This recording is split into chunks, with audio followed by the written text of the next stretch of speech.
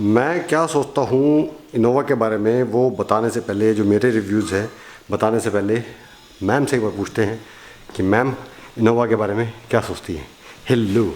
Hello, आपको क्या लगता है इनोवा? हैप्पी महाशिवरात्रि। मेरा व्रत है।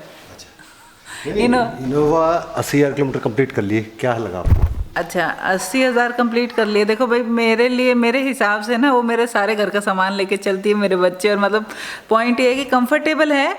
लॉन्ग ड्राइव के लिए आपको कहीं गांव जाना है, कहीं जाना है, दूर के रास्तों के लिए बहुत अच्छी है। पास भी चली जाती है, लेकिन जो सफारी है ना, मतलब कंपैरेटिवली जैसे सफारी रखी थी तो वो थोड़ी ऊंची और थोड़ी वैसे है ना, मस्कुलर सी अपीयरेंस जो है वो इनोवा में नहीं है। बट कंफर्टेबल इनोवा ज़्यादा है, उसकी सीट्स, उसका वो सस्पेंशन, वो ज़्यादा कंफर्टेबल है।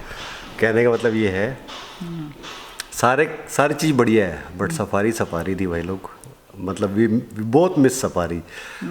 ये गाड़ी सब कुछ अच्छा है, इसके बारे में बताऊँ आपको, सब कुछ अच्छा है, बट जो रोब है ना इसका वो नहीं है जो सफारी का रोब था। मतलब जो फिर वो महंगी भी बहुत पड़ रही थी, वो खून चूस रही थी। जो भी था, बट रोब था। वो पेट्रोल मतलब डीजल कितना ज़्यादा, उसका डीजल की एवरेज जो उसकी थी और इसकी है मेंटेनेंस इसकी कितनी कम है। उसके तो हर महीने 10-15 हज़ार के तो उसके पार्ट्स ही आए जाते थे, मतलब वो खून चूसती थी। लेकिन वैसे अपीयरेंस के वाइज वो बहुत सुंदर थी, मतलब बहुत अच्छी थी। चलो अभी जानते हैं, इनका व्यूज़ तो जान लिया, अब मेरे व्यूज़ जानते हैं। Welcome to it's Vishnu.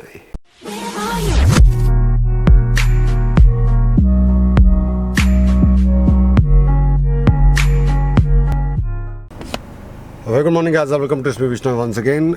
हमारी गाड़ी जो है इनोवा लगभग 80,000 किलोमीटर चल चुकी है, और काफ़ी लोग मुझे कह रहे थे इसके ऊपर एक रिव्यू बनाओ, कमेंट्स आ रहे थे काफ़ी सारे। तो आज हम इसके बारे में डिस्कस करते हैं कि 80,000 तक का हमारा सफ़र इसके साथ कैसा रहा। दोस्तों इनोवा जो है ये कंफर्टेबल गाड़ी है, कंफर्ट के लिए जानी जाती है, और इसको कभी भी ऐसे नहीं कंपेयर किया था कि पावरफुल है, ऑफ रोडर है, ऐसा कुछ नहीं है। सिर्फ ये लंबे सफ़र के लिए, जो कहते हैं ना कि किलोमीटर्स खाने वाली गाड़ी है, फटाफट किलोमीटर खाती है। आप बस में बैठ जाइए और सफ़र पूरा कीजिए। तो मेरा इसके साथ सफ़र काफ़ी अच्छा रहा। 80,000 किलोमीटर तक लगभग 3 साल हो गए मुझे इसको लिए हुए। कंफर्ट की बात करें तो इसकी जो फ्रंट सीट है काफ़ी अच्छी है। 8 वे एडजस्टेबल सीट है। स्टीयरिंग इसका टेलीस्कोपिक और टिल्ट एडजस्टेबल है। साइड वाली सीट भी काफ़ी कंफर्टेबल है, पीछे वाली भी है। मतलब कंफर्ट के बारे में अगर हम बात करें तो आई डोंट थिंक कि इस सेगमेंट में इससे ऊपर कोई गाड़ी है। उसके बाद में एसी काफ़ी इफेक्टिव है, कंट्रोल्स बहुत अच्छे हैं इसके, काफ़ी स्पेशियस है। मुझे इसका एक चीज़ अच्छी लगी, छोटे मोटे जो डेंट लग जाते हैं, हमारी गाड़ी बाकी गाड़ियाँ जंग पकड़ जाती है, ये जल्दी से जंग नहीं पकड़ती, रस्ट नहीं पकड़ती, क्योंकि शायद इसकी बॉडी गैल्वेनाइज्ड होती पूरी। बाकी गाड़ी भी करते होंगे, बट मेरे काफ़ी सारे डेंट्स लगे हुए हैं, बट अभी गाड़ी ने कहीं मुझे ऐसा नहीं शो किया कि जंग हो रखा हो गाड़ी में। ट्रैक्शन कंट्रोल काफ़ी अच्छा काम कर रहा है। इसका जो क्रूज़ कंट्रोल है उसकी पोजीशन बहुत अच्छी है। यहाँ पे अब चलते चलते यहाँ बटन आपको दबाने जो नहीं है, इसे उंगलियों से आप खेलते रहते हैं। You play with cruise control, काफ़ी मज़ा आ रहा है। माइलेज के बारे में मैंने आपको कल बताया था कि इसकी माइलेज कैसी है। माइलेज आप व्लॉग देखे हो जाके, तो लगभग 13 से और 15 का 17 का माइलेज दे रही है गाड़ी, डिपेंडिंग अपॉन योर ड्राइव, आप कैसे ड्राइव करते हैं। व्हाट एल्स, और इसकी क्या खूबी है, खूबी।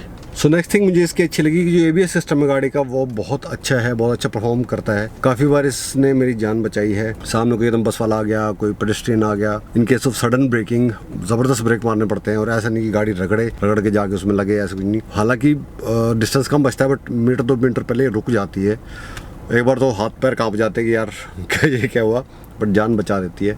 और काफ़ी अच्छा कंट्रोल सिस्टम है इसका। म्यूजिक सिस्टम की बात करें तो music system is also very decent. जितना आपको एक नॉर्मल इंसान को सुनना होता है उतना है। वूफर की मुझे कभी इसमें ज़रूरत नहीं पड़ी, ठीक है, डिसेंट है, मतलब बढ़िया है। आगे हम अगर खर्चे की बात करें दोस्तों, इसमें सर्विस होती है एट एवरी 5,000, 10,000, 15,000, 20,000। अब मैं समझाता हूँ कैसे। हर 5,000 पे इसका एक जनरल चेकअप होता है। 5, 15, 25, 35, 45, 65, 75 और नेक्स्ट होगा 85 पे। मतलब इसका एक जनरल बॉडी चेकअप है कि इसका स्टीयरिंग सिस्टम सही काम कर रहा है, सस्पेंशन ठीक काम कर रहा है, ब्रेक पैड्स ठीक हैं कि नहीं है।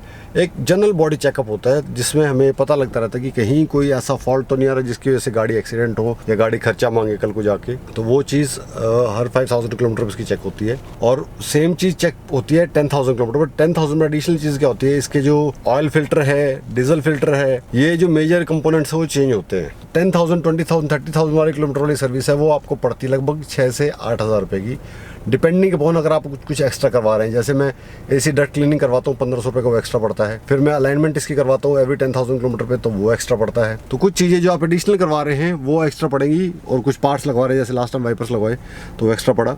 अदरवाइज़ 6 से 8 हज़ार रुपये की एक नॉर्मल सर्विस हो जाती है एट 36 टोयोटा फरीदाबाद। बाकी मुझे डीलर्स का नहीं पता। 5,000 वाली है वो लगभग आप मान के चलो आपकी 2,500 से 3,000 रुपये की सर्विस है। तो ओवरऑल एट एवरी 10,000 किलोमीटर आपका इसका 10,000 रुपये का खर्चा है, अपार्ट फ्रॉम द पार्ट्स। जो पार्ट्स हैं वो अलग हैं, इसमें अगर आप कुछ एडिशनल करवा रहे हैं कि नहीं मुझे ये चीज़ भी करवानी है, जैसे मैं AC डस्ट क्लीनिंग करवा रहा हूँ या स्पेशल मैं कुछ क्रीम पाउडर लगवा रहा हूँ इस पर, तो वो अलग है। और अदरवाइज 10,000 किलोमीटर पे 10,000 रुपये इसका खर्चा है। बट वो फिर आपका एक पीस ऑफ माइंड भी रहता है कि नहीं यार गाड़ी भी सही चल रही है, काम चल जाएगा। तो ये इसका खर्चा है। तो लगभग अगर 80,000 चली है किलोमीटर, तो अब तक मेरा सर्विस पे 80,000 रुपये खर्च हो चुका है apart from the parts. 80,000 kilometre तक इसका वियर एंड टीयर अगर मैं नोट करता हूँ तो वियर एंड टीयर में मेरे क्या क्या खर्चा हुआ है। मेन तो एक इसका बैटरी बैठ गया था, वो मैंने चेंज करवाया है, वो लगभग 2,500-3,000 4,000 रुपये का बैटरी चेंज हुआ है। दैन इसके वाइपर ब्लेड्स ख़राब हो गए थे, वाइपर ब्लेड मैंने नए लगवाए हैं। और उसके बाद और क्या था, इसके ब्रेक पैड्स मैंने नए लगवाए हैं। टायर्स हैं मेरे को एक जोड़ी टायर, मतलब एक सेट मैंने इसका नया लगवाया है। जो ओरिजिनल सेट आया था वो पीछे लगा हुआ वो चल रहा है, फ्रंट पे मैंने नया लगवा लिया। पार्ट्स में तो सिर्फ इतना ही चेंज हुआ है, अदरवाइज़ अब तक सस्पेंशन हो या फिर और किसी चीज़ में मैंने इस पर खर्चा नहीं किया है। हालांकि पार्ट्स काफ़ी एक्सपेंसिव हैं इसके। जैसे फ्रंट वाइपर ब्लेड हो गया वो लगभग 800 रुपये का है, और जो ब्रेक पैड्स हैं वो 4,500 के आसपास के थे, पता नहीं 7,000 रुपये के थे जहाँ तक मुझे ध्यान है। और टायर है वो तो आपके ऊपर डिपेंड करता है आप कहाँ से लेते हैं, क्या कॉस्ट पड़ता है। मुझे लगभग 11,500 रुपये के टायर पड़े।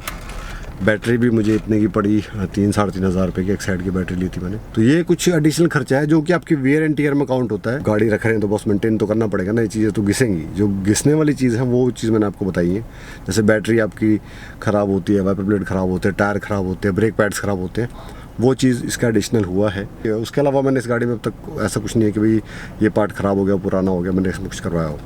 And one more thing I like to add कि अगर जो इसका कोई पार्ट ख़राब होता है तो it is pretty much expensive, महंगा है वो। जैसे मैंने आपको बताया वाइपर ब्लेड मैंने चेंज कराया, 800 रुपये का एक वाइपर ब्लेड है। तो इस प्रकार अगर आप जो इसके पार्ट्स लेते हैं वो बहुत एक्सपेंसिव है। फॉर एग्जांपल बताता हूँ कि ये जो ट्रे टूट गया है प्लास्टिक का, आप देख रहे हैं पीछे ट्रे जो है, ये ट्रे अकेला ट्रे 13,000 रुपीज़ का कॉस्ट करता है। मैंने जो कंपनी में पता किया 13,000 का मेरे को बोला। अलॉय व्हील मेरे बैंड हो गए थे, मैंने अलॉय व्हील का उनसे पता किया तो 15,000 का एक अलॉय व्हील बताया उन्होंने। 4 अलॉय व्हील 60,000 के पड़ेंगे। ऐसे ही मतलब जो चीज़ें हैं इसकी महंगी है। इवन कि जो मेरा ये क्या बोलते हैं इसको यार, उतना नाम लेता हूँ जो मड को रोकता है जो मड फ्लैप मड फ्लैप है वो 2,800 रुपये का सेट है इसका। मतलब चारों आएंगे, एक आप नहीं लगा सकते हो। अगर कंपनी से लोगे तो चारों लोग 2,800 रुपये का।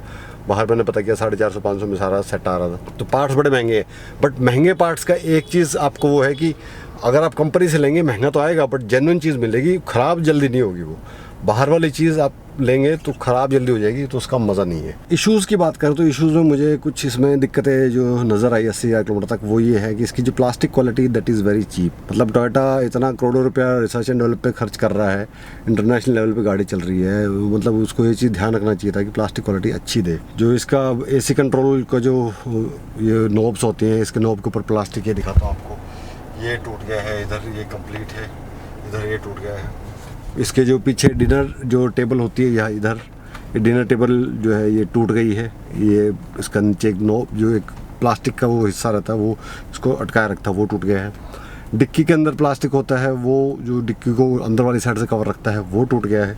इन दोनों सीटों के बीच में एक ट्रे होती है, वो ट्रे टूट गई है। मतलब प्लास्टिक जितना एक्सपेक्टेड है आप गाड़ी के प्राइस पर पे कर रहे हैं उतना अच्छा नहीं लगा मुझे। थोड़ा सा अगर कंपनी इस पर ध्यान देती तो प्लास्टिक को सुधारा जा सकता था। सेकंड मेरे को इशू लगा इसमें अलॉय बेंड का। हालांकि BMW मर्सिडीज गाड़ियों में भी अलॉय बेंड हो जाते हैं, बट इसमें भी हो गए, और कंपनी उसको कभी भी आपको क्लेम नहीं देगी, आपको वो बदल के नहीं देगी। मैं सब जगह ट्राई कर लिया, कंपनी जगह कि आप नए ले लो, ये तो ठीक नहीं होंगे। आप बाहर से ठीक करवा सकते हो थोड़ा पैसा देके। मेरे को ज़्यादा इशू तंग नहीं कर रहा था तो मैं चलता रहा, मैंने ज़्यादा कुछ पे ध्यान नहीं दिया। इतना कुछ ज़्यादा बेंड भी नहीं हुआ था। 120 से ऊपर अगर आप चलाओगे तो थोड़ा सा वाइब्रेट करता, अदरवाइज फाइन। नेक्स्ट चीज़ जो है मैंने जो नोट किया, काफ़ी सारे मेरे को पास कमेंट आए काफ़ी लोगों ने मेरे को उनकी स्टोरीज भी भेजी, उसमें ये था कि उनकी जो गाड़ी है वो एयरबैग नहीं खोलती है, at the time of impact airbag नहीं खुले। एयरबैग खुलने का कारण जब रिसर्च हुआ तो उन्होंने कंपनी ने ढूंढा कि आपका जो गाड़ी का एयरबैग्स है वो चूहों ने सिस्टम के जो तारे हैं वो काट दी, जिसकी वजह से आपके एयरबैग्स टाइम पे नहीं खुले। देखो बॉस, अगर आपने इतनी महंगी गाड़ी बनाई है तो एक फुल प्रूफ सिस्टम बनाना चाहिए था, क्योंकि ये चीज़ आपकी जान बचाएगा। चूहा तार काट गए, मतलब चूहा ये तो समझ नहीं आती बात। कल को आपका ब्रेक का कोई वायर काट जाए, आपका कोई थ्रॉटल का वायर काट जाए तो यू विल बी स्टैंडर्ड, कहीं खड़े रहोगे, क्या फ़ायदा है। अब ये तो बिल्कुल ही मतलब एयर बैग का ही अगर वो तार ही काट दिया तो फिर उनको ऐसा फुल प्रूफ सिस्टम बनाना चाहिए कि चूहा वहाँ घुसे नहीं। और उसके बाद में बंदा चिल्ला रहा है, रो रहा है, सब जगह क्लेम के लिए बोल रहा है कि यार ये तो ऐसा नहीं होना चाहिए, he was left hand drive, उसको कुछ नहीं मिला, कंपनी का कोई रिस्पॉन्स नहीं है। तो ये कुछ दिक्कत है जो इनोवा में मुझे लगी। उसके अलावा ओवरऑल गाड़ी बढ़िया है अगर आप ख़रीदना चाहते हैं। आई एम 99.98% मैं सेटिस्फाइड हूँ। कुछ जो चीज़ें हैं जिनसे मैं सेटिस्फाइड नहीं था वो मैंने आपसे डिस्कस की। तो गाइस ये था एक 80,000 किलोमीटर्स का रिव्यू मेरी तरफ से। That would be all from my side. Vishnu, take care, bye bye, keep watching, do like, comment, share और बताइएगा कैसे लग रहे हैं मेरे व्लॉग्स। आज फिर लंबा व्लॉग बन गया, मैं सोच रहा हूँ 5 मिनट सब कंप्लीट कर दूँगा फटाफट बोल के, बट नहीं।